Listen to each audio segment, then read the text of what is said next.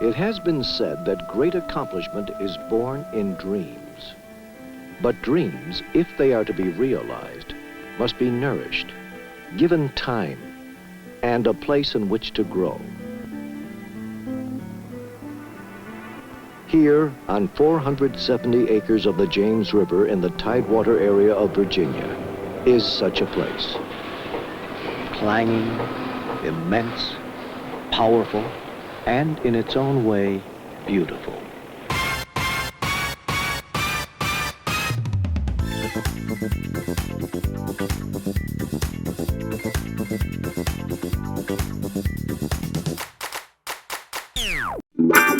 In 1978, the first thing run through my mind was like most people, this is not the place for me. If I live to get out here this afternoon, I'm finding something else to do. When I came in, I discovered I loved my job. My mother didn't understand it. She said, why don't you go get a woman's job? And I said, Mom, I love what I do.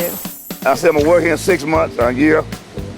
But the boy said, don't drink that water. You drink that water, then you can't go nowhere. And I've been here ever since. I had a full-paying job to provide for me and my family. Met a girl when I was in 7th grade, and she and I had dated all through junior high and high school, and I was able to get married on August 5th, 1978. I actually was married to the shipyard before I was married to my wife. My cousins that worked here in the past, they said it would be a great place to work, so I just put my name in the hat and thank God I got hired. My first day of work, I started out in the shop because I actually was hired as an apprentice pipe fitter. And if you saw what I wore the first day, you would understand I had no clue what I was getting into. I had on my nice peach-colored pantsuit. The next day I was in jeans. My first ship was the Carl Vinson, and the guy I interviewed with took me on a tour with that, and I thought it was amazing that you had such a huge ship that did so many things, and it was powered by 2 plants. 12 dry dock, North Yard. That's where I started. If you make it there, you can make it. I call that basic training. Everybody should go through basic training when they come to the shipyard. My very first job was a shop machinist. I was in the apprenticeship program, so I was working in the machine shop in Building 65. Well, I can literally say James Pugh in 1978 was half the man he is now, because I probably only weighed about 105 pounds. So I was a small guy that came in, and I was second generation shipyard because my father had worked here. But still, hearing about it and seeing it's 2 different things. I came in and I worked 3 weeks, X-31 pulling cables. And then I'd heard that it was layoff from the gas tankers that they had, price of gas, natural gas had dropped. So I was telling this gentleman who worked here for a while, I said, look, I'm a little worried now because I understand that maybe they'll have a layoff. I said, don't worry about it. And in fact, I'm gonna put a good word in for you. So come Friday at 1 o'clock, I was told to report to personnel, and you can imagine this country boy thinking, man, he actually did put a good word in for me. They may even promote me. So when I got there, they said, well, Mr. Pugh, we're sorry, but we had to lay you off. I packed up, I came home, and I saw my wife, and I said, sweetheart, I have some news to tell you. And she said, I got something to tell you too. And she said, well, James, we expect you. I said, well, that's great, because I don't have a job. So, I went from that to this. I came back in a couple of months and reapplied. I was hired in the machine shop, and like I said, the career sort of took off from there. And I haven't missed a paycheck in 40 years, so I really haven't had a bad day in 40 years. I've kind of flown through life by the seat of my britches. I actually was the accidental apprentice. I came down to the shipyard. I put in my application. The man said, we'll call you. I said, forget you'll call me. I know you hire people off the street, and I want a job. So he asked me, do you know anything about apprentice school? I said, nope, give me an application. And I already had 2+ years of college, so they called me almost right away. And the apprenticeship wasn't my intent, but I'm so glad now that I did that. And I had a 4-year plan. Finish apprentice school and then maybe go back up to New York. I wasn't sure. But as you see, I've stayed a little bit longer than that. Tentacles are booming. Aircraft carriers, submarines, LNGs and all that stuff like that. Work in the cold, eat in the cold, change clothes in the cold. I said, man, why did I come in here? But then I toughed it out, man. I just got married, I had a kid, so I had to keep on going. I love my job.